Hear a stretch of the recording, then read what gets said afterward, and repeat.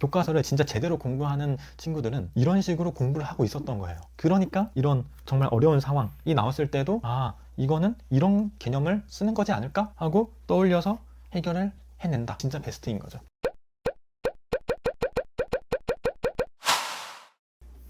여러분, 그런 이야기 많이 들어보셨죠?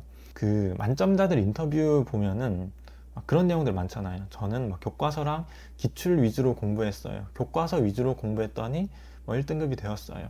이런 내용들이요. 이런 거 보면 약간 어떤 생각이 들어요? 저는 그랬거든요. 옛날에 저는 와, 쟤는 머리가 너무 좋으니까 막 교과서만 봐도 개념이 한 방에 다 이해가 되고 교과서랑 막 기출만 봐도 머리가 너무 좋아서 한 방에 다 습득이 되고 그렇게 해서 만점을 뭐 받는 거지. 쟤는 약간 나랑 완전 다른 세계의 사람이야 라고 생각을 했었던 것 같아요. 아마 여러분도 공부를 엄청 잘하지 않는 이상 거의 저랑 비슷한 생각이지 않을까 싶어요. 이 교과서라고 하면은 정말 저한테 있어서는 진짜 학교 수업 시간에 어쩔 수 없이 책상 위에 올려둬야 되는 책, 딱 그 정도, 그 이상도 이하도 아닌 그런 느낌이었었거든요. 근데 제가 재수를 시작하고 나서 한 3등급 정도 실력에서 굉장히 좀 빠른 시간에 1등급 라인까지 갈 수 있게 됐는데, 그때 저한테 가장 큰 영향을 줬던 게 이 교과서였었거든요. 그래서 그제서야 비로소 이 전교 1등들이 하는 이야기들, 교과서 위주로 공부했다라는 게 진짜 어떤 의미인지 좀 알 것 같다 라는 생각이 들었던 것 같아요. 그런데 유튜브나 이런 데 보면은 그냥 뭐 학교 쌤들이나 강사분들이 나오셔가지고 교과서는 뭐 가장 기본이 되는 거니까 중요하고 그래서 꼭 뭐 열심히 봐야 한다, 그 정도로밖에 말씀을 안 하시더라고요. 그래서 오늘은 정말 이 교과서 내용을 어떤 식으로 공부를 해야 되고 그런 게 실제로 어려운 문제, 킬러 문제라고 불리는 문제들에 어떻게 직접적으로 쓰이는지에 대해서 한번 정말 자세히 이야기를 해보려고 해요. 완전 구체적으로 한번 설명을 해볼게요. 진짜 이 영상 끝까지 보고 나시면 이래서 교과서가 중요하다고 하는 거였구나, 교과서 이런 식으로 봐야 되는구나 라는 거를 좀 명확하게 느낄 수 있으실 거예요. 자, 그러면은 바로 문제 예시로 한번 같이 들어가 볼게요. 지금 이 문제 같은 경우에는 2, 4학년도 6평 21번 문제인데요. 이때 당시에 물론 찍어서 맞춘 친구들이 많아서 정답률 자체가 막 완전 낮진 않았었는데 이 디귿이 꽤나 어려웠었어요. 이거 디귿만큼은 거의 킬러급이다 라고 다들 이야기를 했었거든요. 갑자기 왜 이걸 물어본지도 모르겠고 너무 선지 자체가 낯선 거야. 그래가지고 저도 이 시험지를 처음 봤을 때 이 디귿이 대체 무슨 말인가 하는 생각이 들었었거든요. 그래서 이 내용을 먼저 같이 한번 봐볼게요. 자, 우선 21번에서 기억 니은은 간단히 설명하고 넘어갈게요. 지금 이 문제 자체가 무슨 문제냐면 실수 t에 대하여 두 곡선이 만나는 점의 x좌표를 ft라 하자. 두 곡선이 만나는 점의 x좌표를 ft, 그럼 요게 이제 ft가 되겠죠.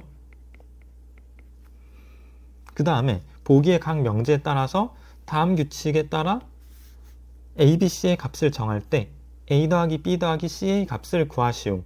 그러면 이거 지금 명제 이런 거 복잡해 보이지만 사실 이 기니 d 뭐가 맞고 뭐가 틀린지 이것만 판단하면 끝나는 문제잖아요. 그래서 보면은 일단은 기억 같은 경우에는 F1은 1이고 F2는 2다. 이런 거 뭐예요? 그냥 집어넣어서 확인만 해보면 되는 거죠. F1 이거 지금 t가 1일 때 이야기를 하고 있는 거니까 1 마이너스 로그 2의 x는 2의 x 마이너스 1, 여기서 x에 해당되는 값이 1이 맞는지 아닌지를 확인하면 되는 거잖아요. 지금 요 x가 뭐예요? ft니까 f1이죠. 네, 요거니까요. 그러면 여기서 f1 자리에다가 1을 집어넣게 되면은 1 마이너스 0은 2의 0제곱은 1 해서 오케이. 그 다음에 f2는 2다. 이것도 마찬가지로 어때요? t 자리에다가 2를 집어넣는 거예요. 그러면 이렇게 될 거잖아요. 이러고 나서 이 F2가 2가 맞는지 또 확인을 해보면 F2 자리에다가 2 집어넣게 되면 어때요? 2-1은 2의 2-2는 1. 요것도 이제 맞죠. 그래서 기억은 오케이. 그 다음에 니은 실수 t의 값이 증가하면 ft의 값도 증가한다 라는 걸 물어보고 있잖아요. 그러면 t가 증가할 때 ft가 어떻게 되는지 관찰을 또 해야 되는 거고, 이거 지금 관찰해보면 어때요? 여기서 이 그래프 진짜 한번 움직여 보는 거야. 자, 여기서 일단은 t가 증가한대. 그럼 얘 어떻게 돼요? 이쪽으로 가겠죠. 여기서 이쪽으로. 그 다음에 또 여기서도 t가 증가하신대. 그럼 이거 어떻게 되는 거예요? 이게 이렇게 가겠죠. 그러면 그때 과연 교점의 x좌표는 어떻게 될까를 생각을 해봤을 때, 지금 여기서 t가 증가하면 이렇게 가서 지금 벌써 어때요? ft가 이쪽으로 더 커진 걸 알 수 있죠. 자, 그 다음에 왼쪽 그래프도 마찬가지로 t가 값이 커지게 되면 이렇게 되겠죠. 그러면 더 교점의 x좌표가 오른쪽으로 갔다라는 거를 알 수 있게 되죠.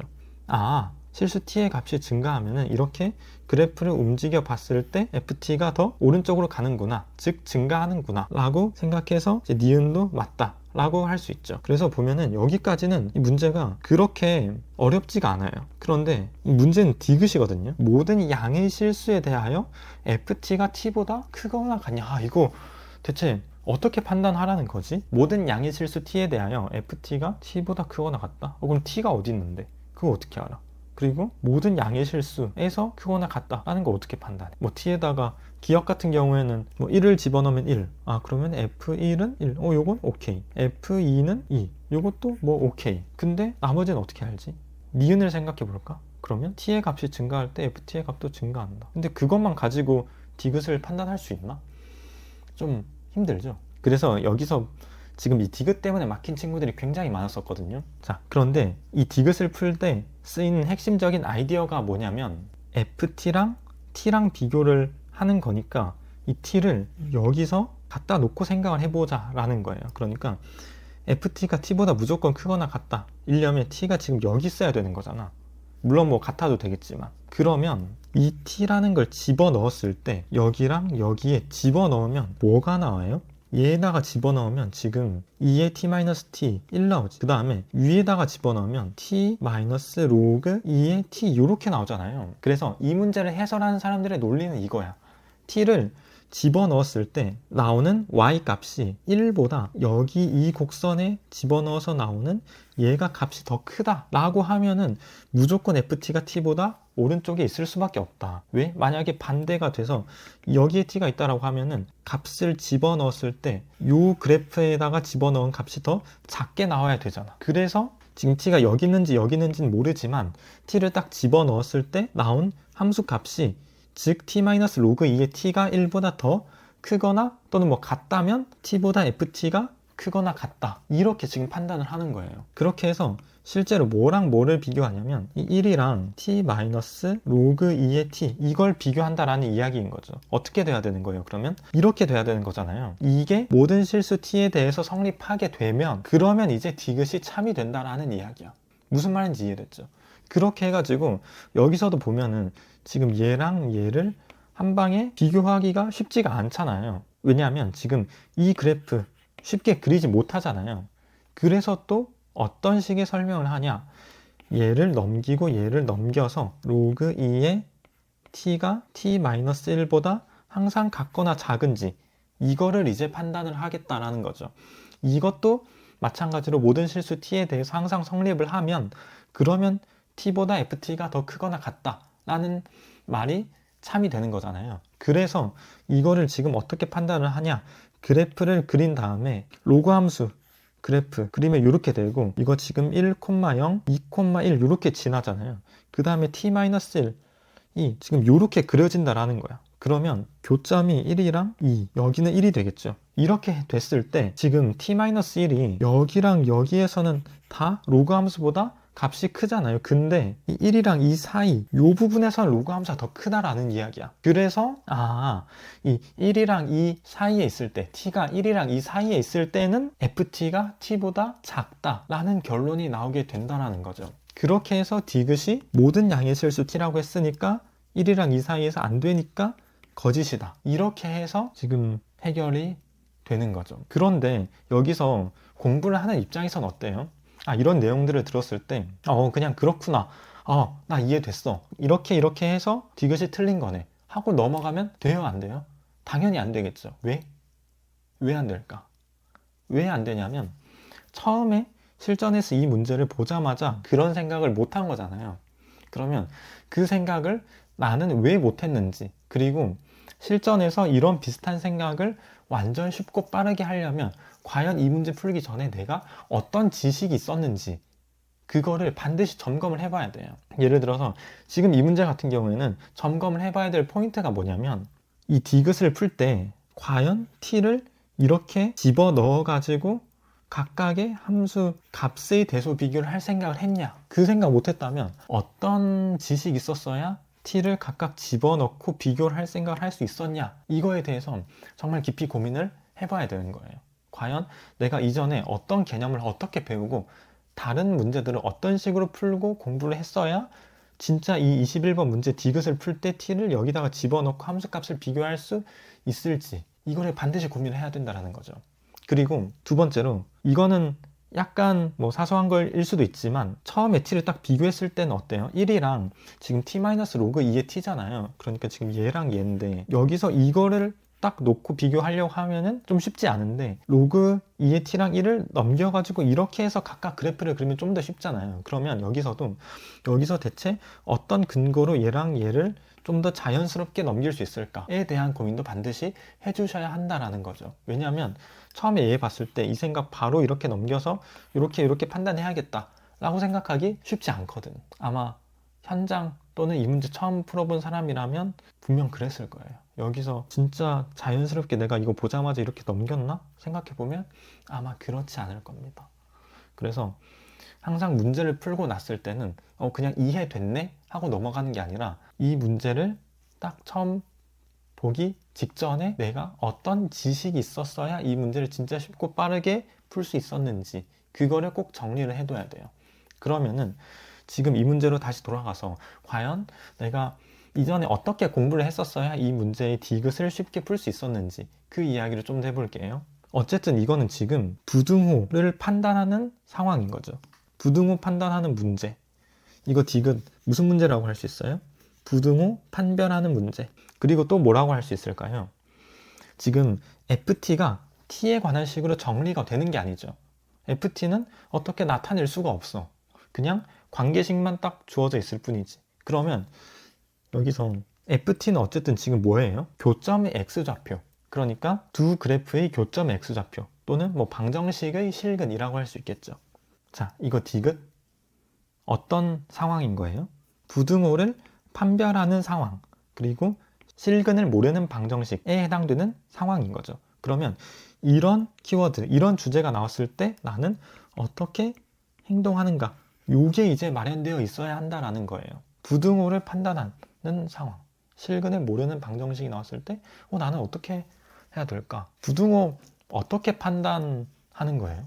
또는 실근을 모르는 방정식은 어떤 개념이랑 연관이 돼 있는 걸까요? 저는 이런 생각이 들었어요.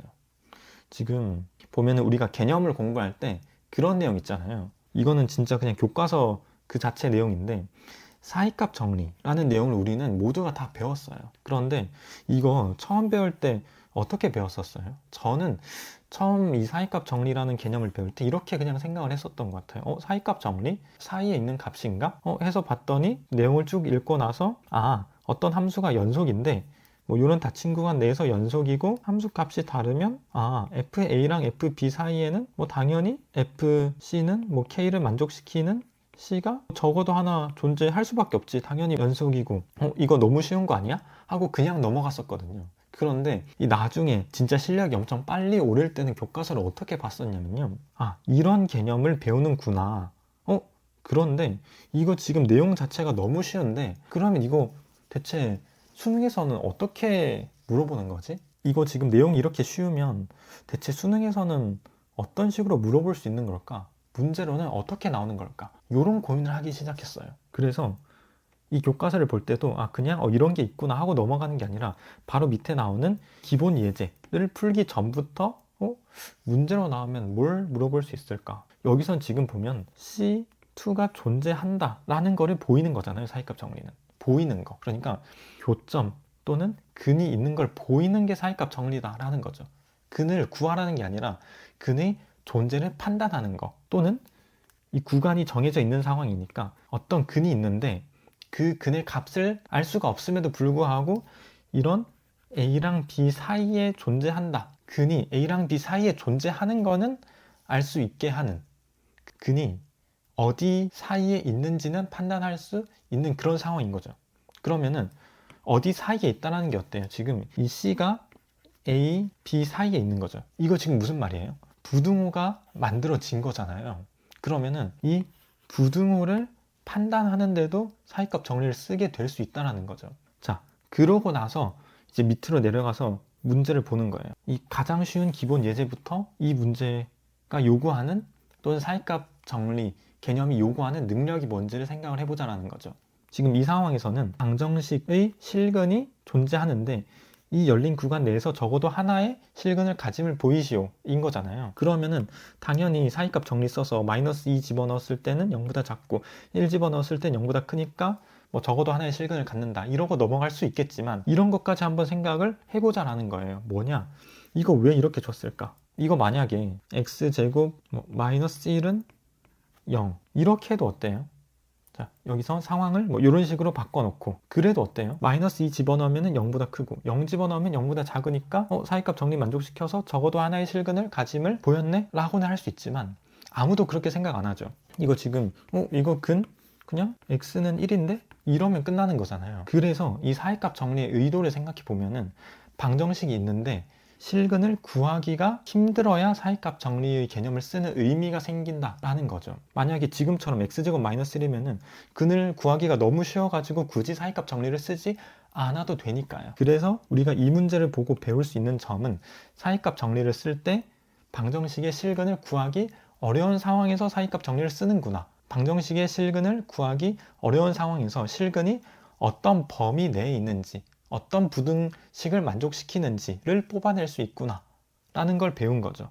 그 다음에 지금 또 밑에 있는 문제도 어때요? 방정식은 열린 구간에서 적어도 하나의 실근을 가짐을 보이시오. 이거 지금 실근 바로 구할 수 있어요? 그렇지 않죠. 구할 수 있으면 문제가 너무 이상해져 버리니까, 사이값 정리의 의도가 들어가지 않으니까. 그러면 또 이런 생각도 해볼 수 있겠죠. 방정식 하면 항상 함수의 그래프랑 같이 생각을 해서, 아까 위에서도 그래프가 나왔잖아요. 그래서 여기서도 똑같이 그래프로도 생각을 해볼 수 있겠죠. 지금 이런 거, 예를 들어서 이런 그래프랑 이런 그래프가 있다 라고 해봐요. 그러면 여기서 이 교점 값을 알 수 있으면 사이값 정리를 쓰는 의미가 없어지겠죠. 그런데 이 교점을 모르는 상황인데 이 주변 값, 여기가 1이고 여기가 2야. 그럴 때는 어때요? 1을 집어넣었을 때 이 값이 이 값보다 크고 2를 집어넣었을 때 이 값이 이 값보다 더 큰 걸 만족시키면 이 물음표가 1보다는 크고 2보다는 작다, 이런 부등식이 성립을 하게 되는 거죠. 그러면 이런 그래프, 교점의 x좌표를 구하기 힘든 그래프에서도 마찬가지로 사이값 정리를 써서 부등식을 뽑아낼 수 있구나 라는 거를 배울 수 있다는 거예요. 그렇게 해서 지금 다시 이 위 문제로 돌아가 보면 어때요? 이거 지금 부등식 판단하는 문제잖아요. 아까 밑에서 여기서 결론이 뭐가 나왔어요? 부등식이 나왔죠. 사이값 정리를 써서 결론이 우리는 부등식을 뽑아낼 수 있다는 거예요. 근데 지금 이 위에 문제에서 물어보는 게 뭐야? 부등식을 물어보고 있네? 그러면 사이값 정리를 쓰면 부등식을 뽑아낼 수 있겠네? 그러면 사이값 정리를 충분히 생각을 해볼 수 있겠다 라는 거죠. 무슨 말인지 이해되죠? 그래서 이런 부등식을 판단하는 상황이네. 그러면 이거 혹시 전에 내가 교과서에서 이런 식으로 공부를 했으니까 한번 사이값 정리를 떠올려 볼 수 있지 않을까 라는 생각을 할 수 있고, 여기서 지금 더더욱 이 두 곡선의 교점의 좌표를 모르는 상황이면은 사실 과장 좀 보태서 여기 이 FT가 나왔을 때부터 어쩌면 사이값 정리를 한 번쯤은 생각을 해볼 수도 있는 거예요. 물론 그렇지 않을 수도 있겠지만, 왜냐하면 사이값 정리는 너무나도 이 방정식의 실근 또는 그래프의 교점을 알기 힘든 그런 특수한 상황에서 쓰이는 게 사이값 정리니까. 무슨 말인지 이해됐죠? 그래서 이 디귿 선지를 봤을 때 이거 대체 뭘 물어보는 거지? 뭐 하자는 거지? 이런 생각이 아니라 사이값 정리 개념의 교과서 내용들을 정확하게 공부를 했다면 이 디귿 선지를 볼 때 지금 부등식을 판단하는 문제, 실근을 모르는 방정식을 판단하는 그런 문제가 나왔으니까 사이값 정리 한번 써보자 해서 t를 집어넣고 대소 비교를 할 생각을 할 수 있게 되는 거죠. 이런 생각의 근거가 이런 단서에서 나온 거구나 라는 거를 알게 된 거예요. 어떻게?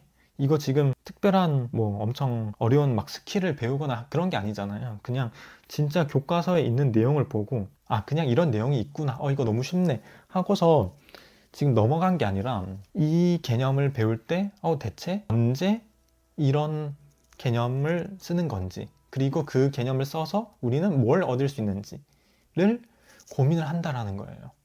그냥 딱 개념 자체만 알고 넘어가는 게 아니라 대체 문제에서 어떤 표현들을 봐야 사이값 정리를 떠올릴 수 있는지, 그리고 그걸 토대로 뭘 얻어낼 수 있는지, 뭐를 만들어낼 수 있는지를 같이 고민을 한다라는 거예요. 지금 여기선 어때요? 이 사이값 정리를 봤을 때 교과서 내용을 읽고 공부를 할 때 방정식의 실근을 구하기 어려운 상황, 또는 그래프의 교점의 좌표를 알기 어려운 상황, 또는 실근의 위치, 그러니까 이 실근의 값을 구하는 게 아니라 값은 모르는데 그게 어떤 범위 내에 있는지를 판단할 때, 그리고 부등식을 판단할 때 우리는 사이값 정리를 떠올릴 수 있다 라는 거죠. 그리고 그때 주변 값을 대입해서 실근의 위치를 판단하고 또 부등식을 뽑아낼 수 있겠다 라고까지 정리를 해주면 이제 진짜 베스트인 거죠. 교과서를 진짜 제대로 공부하는 친구들은 이런 식으로 공부를 하고 있었던 거예요. 그러니까 이런 정말 어려운 상황이 나왔을 때도 이거는 이런 개념을 쓰는 거지 않을까? 하고 떠올려서 해결을 해낸다 라는 이야기인 거죠. 그래서 이런 식으로 교과서를 보는 게 정말 중요하다라는 이야기를 꼭 하고 싶어서 영상을 찍게 됐고요. 자, 그래서 정리하자면 이 교과서 개념을 공부할 때 그냥 이런 게 있네 하고 끝나는 게 아니라 언제 이런 개념을 떠올려야 하는지, 그리고 이런 개념을 썼을 때 우리는 뭘 얻을 수 있는지, 어떤 결과를 뽑아낼 수 있는지까지 같이 혼자서 계속 생각을 해줘야 돼요. 그런 생각을 하면서 이 개념 다음엔 이 개념을 배우는구나, 이거 다음엔 이걸 배우는구나, 이 앞에 있던 내용들을 바탕으로 그 다음 개념을 설명을 하는구나, 이런 게 진짜 머릿속에 흐름이 이해가 되기 시작하는 거죠. 그렇게 해서 이 개념을 공부할 때는 꼭 어떤 강의를 많이 보지 않아도 이 교과서 한 것만 정말 혼자서 생각을 많이 하면서 읽어도 이 개념만큼은 마스터할 수 있다 라고 이야기를 할 수 있게 되는 겁니다. 앞으로도 이런 공부를 할 때 있어서 어떤 식으로 생각을 해야 되는지, 어떤 사고방식으로, 어떤 마인드로 공부를 하는 게 진짜 성적을 빨리 올릴 수 있는지에 대해서 영상 만들어 보도록 하겠습니다.